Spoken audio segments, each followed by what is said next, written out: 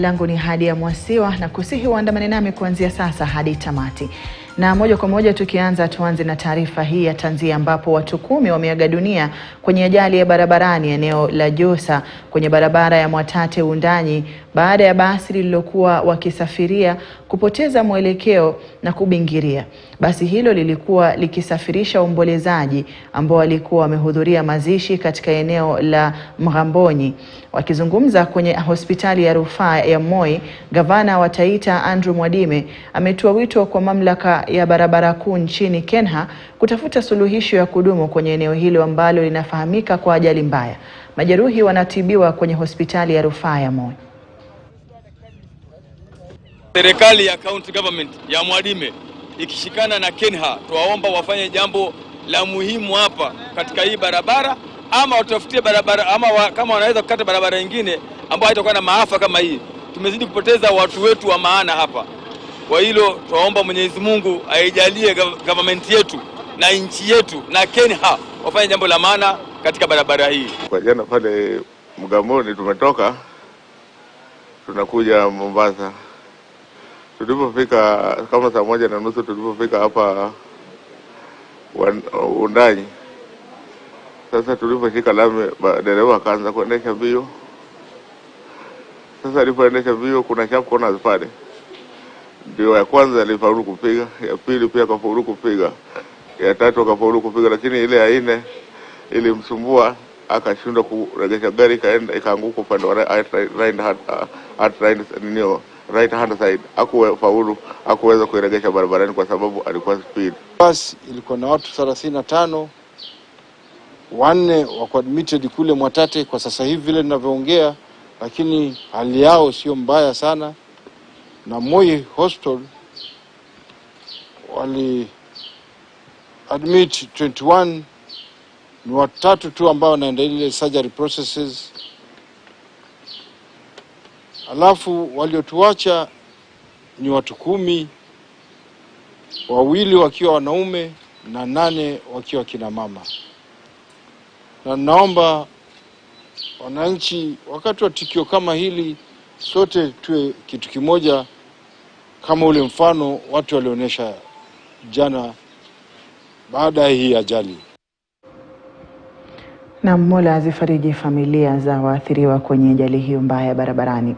Na tukiachana na hayo tuzamie hili ambapo Inspector Generali wa polisi Japhet Koome amesema kuwa hatishwi na barua iliyotumwa kwa mahakama ya kimataifa ya ICC kuhusu mauaji yaliyofanyika wakati wa maandamano ya Azimio. Ameongeza kusema kuwa polisi wako ange na wanalinda mali ya Wakenya. Koome ameyasema hayo kwenye kikao na wanahabari nyumbani kwake Kamulu. We stated that us as a National Police Service, we are not at all intimidated by those letters. Therefore, I wish to request my fellow members of the National Police Service not to be intimidated at all by threats to serve our country, to serve our good country, to serve our good people, to serve the many foreign visitors in this country without fear or favor, regardless of any intimidation. Lengo letu ni kuhudumia wananchi wetu. Tuliapa, tuliinua Biblia, wenzangu wengine wakainua Quran. Tukaapa kuhudumia nchi yetu. Hatuna nchi ingine ndugu zangu. Hii ndio nchi Mungu alitupa. Na kwingineko, mabawabu 2 wameuawa katikati ya jiji la Kisumu. Mabawabu hao walikuwa wakichunga maduka kadhaa katika soko la Chichwa, na ripoti zinasema kuwa walivamiwa na watu wasiojulikana na kupigwa kwa vifaa butu. Bidhaa za kielektroniki ziliibwa. Polisi wameanzisha uchunguzi wa kisa hicho.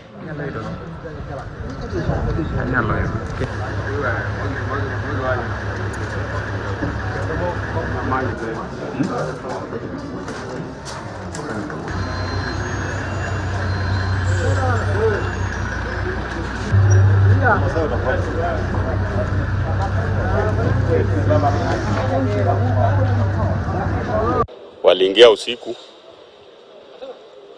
wakaua watchmen wawili,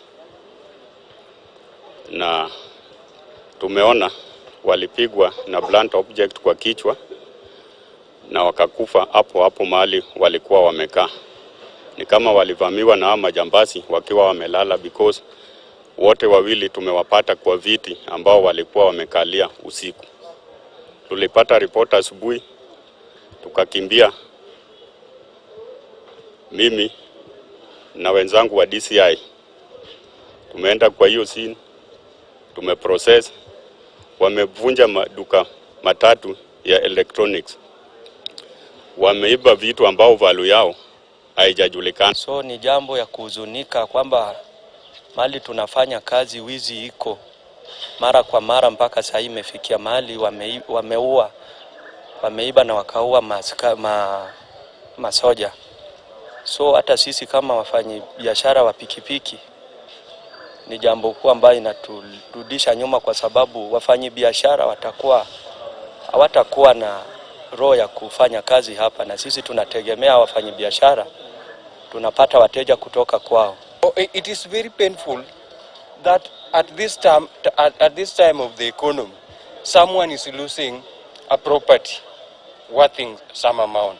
It is very sad. So as traders, we are not happy and we are condemning the incident. We are urging the police to come out and the people who did this brought to book.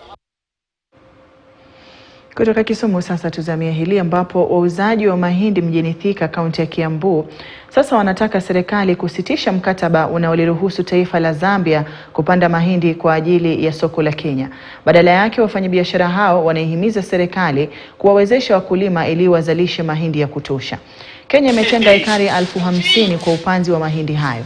Hata hivyo, mahakama imeusitisha utekelezaji wa mkataba huo kwa muda.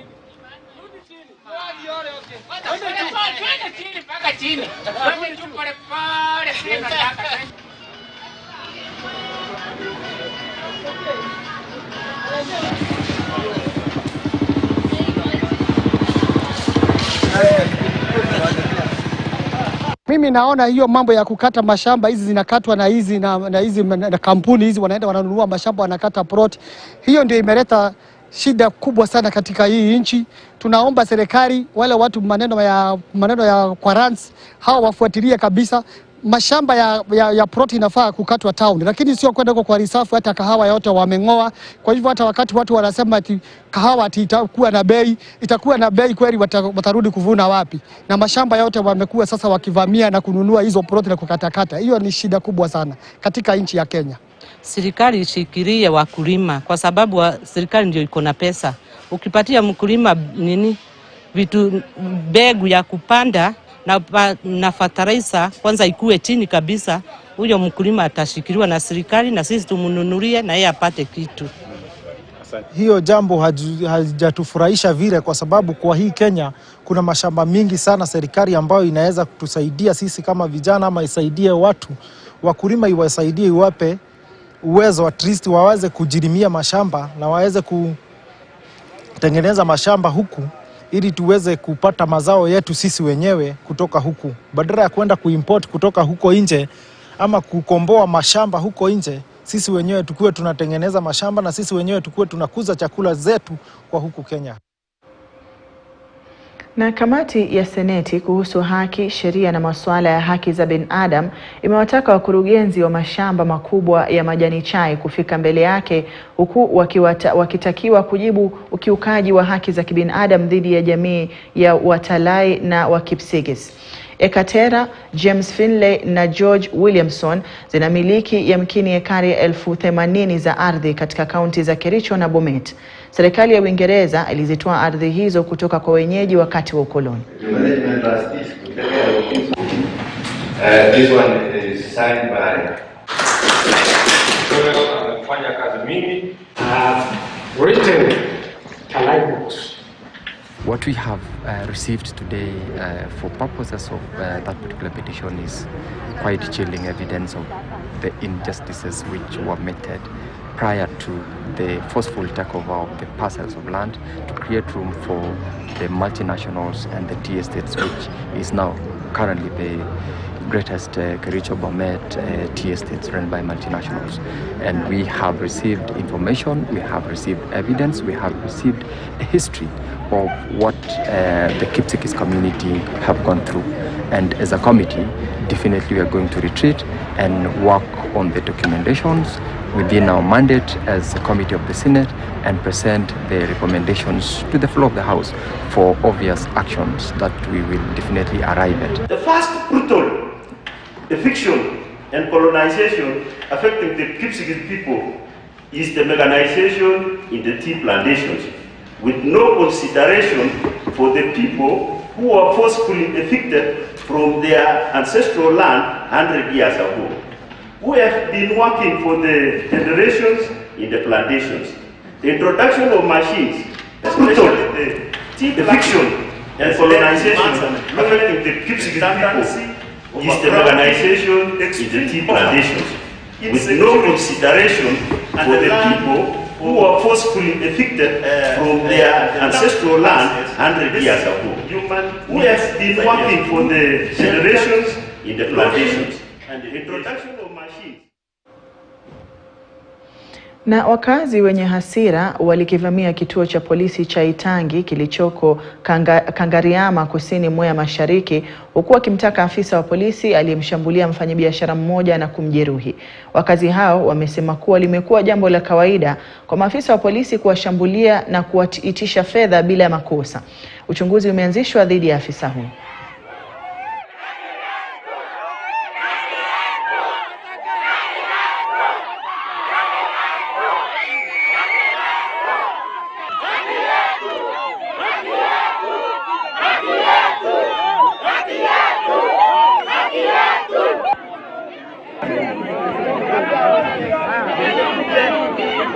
Niliitwa namba yangu anapigwa. Nikienda nikakuta amepelekwa hapa pale kwa hospitali. Daktari akasema hawezi kumtimbia, hawezi kumtimbu bila kupewa P3.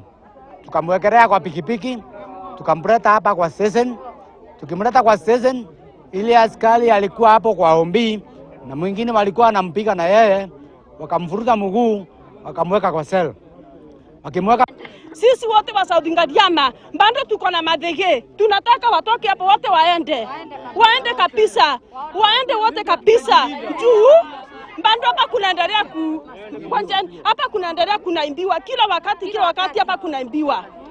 Tunajua bado wale wanaimbia hapa, na tukikuja hapa kusema tunaambiwa nyinyi ondokeni muende, amjui bila mnafanya, amjui bila mnasema. Sasa tutafanya nini jameni? Mnajua watu wale walikuwa na bangi, mnaenda kusukua pesa. Wale wanapika pombe, wanaenda wakasukua pesa. Nikiwaambia wapeleke hospitali wakakataa. Nikapigia madam OCS simu, nikamwambia kuna mtu anapigwa na walikataa kumpeleka hospitali. Madam akawaambia wakunje wampeleke hospitali, na kuanzia saa hii aka ICU na walikataa kukuja hapa. Kuna ile complaint ambayo alikuwa ameleta pale, na kuna hatua ambayo tumechukua kama polisi, na nafikiri sitasema na hatua gani tumechukua, lakini kwanza ile complaint ambayo alikuwa amesema kuna mtu ambaye ameumizwa, the case has been taken over by the DCIO. So as we are talking, there are some statements which are being taken by the DCIO, and if the inquiry file will be if the file will be opened na ionekana kwamba kuna makosa ambayo ilitendeka, then action will be taken immediately. Na licha ya mlipuko wa virusi vya corona kusababishia hasara biashara nyingi, baadhi ya wafanyabiashara wametaja kurejea kwa hali ya kawaida kwenye sekta hiyo, huku kiwango cha faida kikiendelea kuwa cha kuridhisha. Kampuni ya Old Mutual imeshuhudia kupanda maradufu kwa faida kufikia mwishoni mwa mwaka 2022, hatua inayotia matumaini ikilinganishwa na athari zilizosababishwa na ujio wa virusi vya corona. Kulingana na mkurugenzi mkuu wa kampuni hiyo Jafet Ogalo, anasema mikakati walioweka imesaidia kupiga jeki utendakazi wao na kuboresha viwango vya faida. In terms of our 2022 performance being a tough year, businesses are just yet to fully recover from the impact of COVID. We saw a lot of inflationary impact in our business, but happy to report that we had improvement in all our metrics in the business. Our revenue grew. If you look at year on year, 2021 and 2022. We had a 13% growth in revenue. If you look at our operating profitability, so we had profitable growth into the short-term business by almost 80%. So 2021, we had a profit before tax of 543 million. In 2022, 1.2 billion. And lastly, if you look at our operating expenses, the management expenses also improved. We had an uplift from 23% in the prior year to 20% in the current year, in 2022, in the year under review. So all this combined together then led to the improved performance in our operating profitability of the business. Kenya imeungana na ulimwengu kuadhimisha siku ya matendo mema. Hapa Nairobi, mashirika mbalimbali yalikusanyika kwa kutoa huduma bila malipo, huku ujumbe ukitolewa kwa Wakenya kujitolea kutenda wema bila kutarajia malipo na kubagua.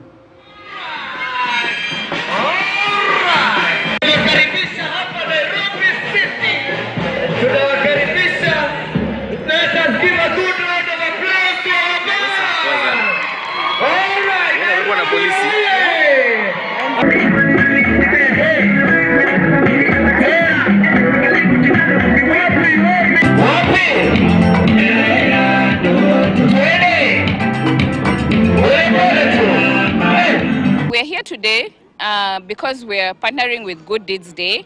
Good Deeds Day is an initiative to appreciate who we are as individuals, as organizations, and what we do for the community. So if you do good, you're actually part of this initiative. We've been working with the government to create enabling infrastructures for volunteering, including policy frameworks, and we've been working also on a legal framework, and we hope that together we could be able to allow Kenyans to rise up together, feel the need to do something out of free will, and that is why we are here. Today is Good Deeds Day. We are celebrating Good Deeds Day for the 4th time. It's globally celebrated. We are supposed to do good things of kindness, forgiveness, doing free work without expecting any pay. But our mandate in the ministry is to coordinate all frontier organizations like VIO, UNV. We also have other partners like Wakazi kutoka maeneo ya Kangemi, Kawangware, Kibra na vitongoji vingine kaunti ya Nairobi walikuwa na sababu ya kutabasamu baada ya jamii ya Ananda Marga Mission kujitolea kuweza kutoa msaada wa vyakula, mavazi, blanketi na vitabu kwa zaidi ya familia 2,000. Wakiongea kwenye hafla hiyo, baadhi ya viongozi kutoka jamii hizo wameomba serikali kutafuta mbinu mwafaka ya kusaidia familia ambazo zinakumbwa na hali ngumu ya maisha, huku pia wakiomba Wakenya kuwa na utu na kusaidia wenzao ambao hawajiwezi.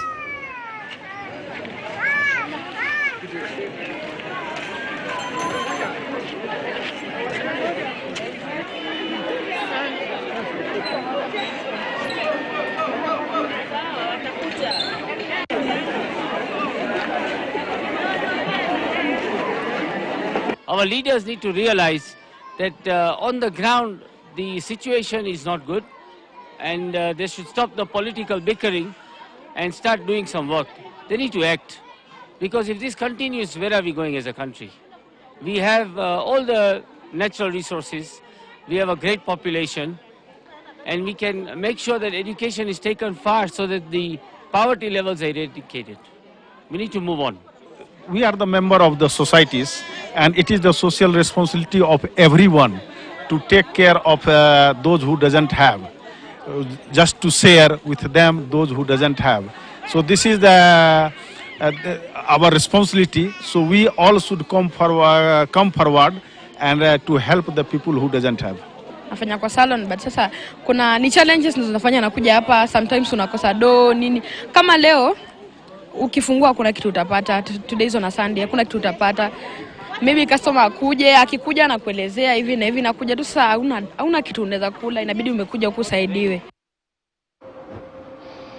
Na sasa tukijikita kwenye masuala yanayofungamana na elimu, katibu katika Wizara ya Elimu Belio Kipsang amesema kuwa walimu 36,000 wameajiriwa tangu mwaka uanze. Kipsang aliyekuwa akizungumza katika shule ya upili ya St. George's iliyoko Kieni amesema kuwa tayari walimu wameajiriwa kwenye shule za upili daraja ya chini kwa lengo la kuangazia uhaba wao. Kipsang amesema pia shilingi bilioni 9.6 zimetolewa ili kuimarisha elimu ya mtaala wa umilisi. Vitabu milioni 18 vimechapishwa kwa manufaa ya wanafunzi wa CBC.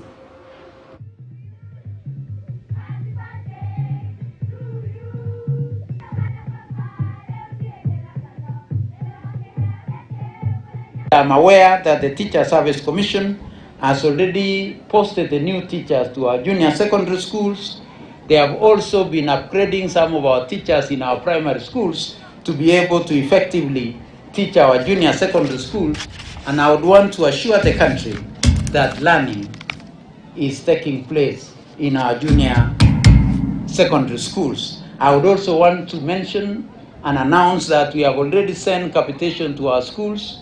We've sent 9.6 billion shillings to be used in our junior secondary school at the rate of 15,000 shillings per year for our young ones in this particular category of learning. As KUNT, we shall support CBC to the fullest. CBC stroke JSS, we shall do it to the fullest. But we want to say that the workload is too difficult, it's too much for these teachers. So TSC must employ more teachers to JSS so that this work becomes a bit easy. Number 3, I want to address something on BOMs and sponsors. And I want to say this, just allow me 2 seconds.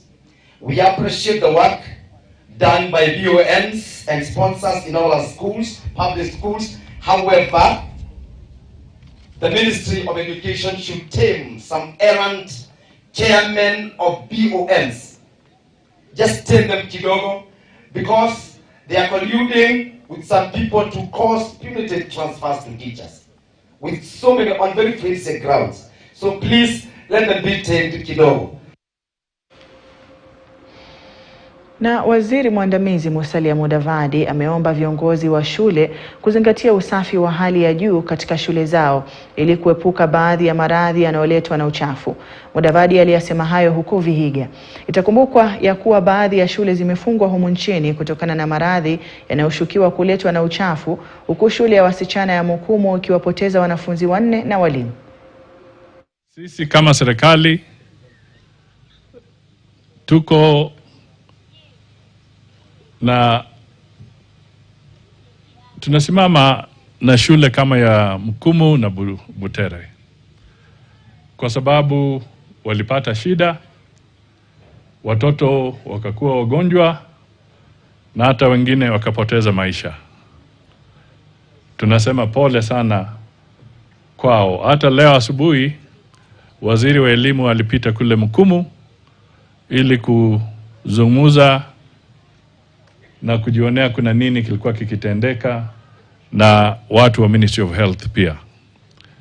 Kile naweza himiza tu ni kwamba wakati tunangojea kithabiti yale ambayo yatatujulisha nini lifanyika kule, ni kuhimiza kwamba walimu ambao wako hapa na sisi wote tujihadhari sana, tuhakikishe kwamba mashule zetu ama pahali popote ambapo chakula kinatumika tuwe chonjo ili tuhakikishe kwamba we are operating in hygienic environments. Na mtazamaji, taarifa hiyo inatufikisha tamati ya taarifa za Mbiu Weekend ya alasiri ya leo. Ungana nami tena mwendo wa saa 1 jioni kwa mengi zaidi. Nimekuwa kwa Hadia Mwasiwa, uwe na jioni njema.